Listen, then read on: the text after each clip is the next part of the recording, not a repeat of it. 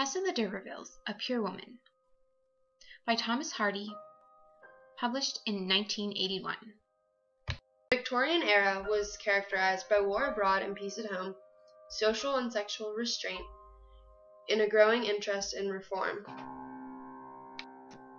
The book is written in 7 phases, and throughout these phases there are occurrences of chance and probability.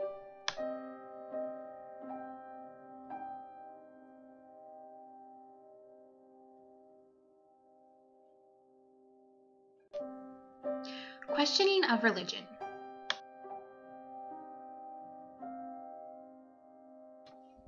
Church was the only time Tess revived sufficiently to show herself because of her love of the church. However, during her darkest hour, she receives no help from the church. They gossip about how she is not a pure woman. Additionally, the preacher refuses to give sorrow a proper burial, which makes Tess question her religion. Angel leaves Tess because she is no longer pure in his eyes. He questions his own religions and makes immoral choices, like trying to get Iz to come to Brazil with him. Hardy demonstrates through Alec that some preachers are hypocrites who lack morals. Psychology of evil. Was Tess raped or seduced by Alec? It was doomed to receive.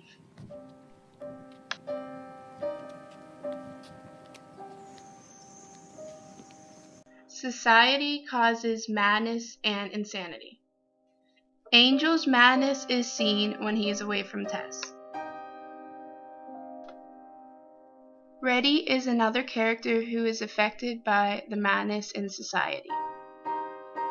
This is seen when she attempts to drown herself and end her life.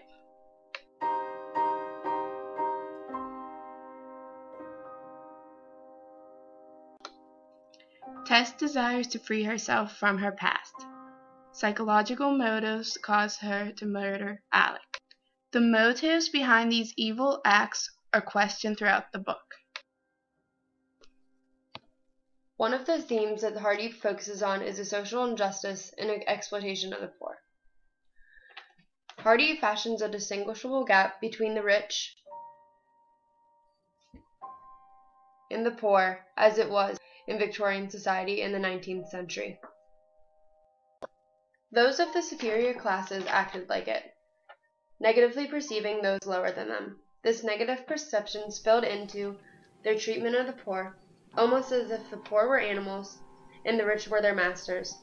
This translated into exploitation, cruel treatment, and harsh working conditions, as it was for Tess Durbeyfield.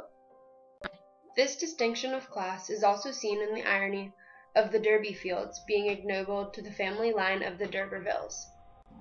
Despite all of this and the truth and sadness of it, Hardy did try to put a good face on the lower class. Angel tries not to care about the class. However, he can't detach himself from the ideology he was raised by. Treatment of women. Throughout the book, Alec shows a dominance over Tess. Angel judges Tess for her mistakes, but Tess does not judge Angel for his.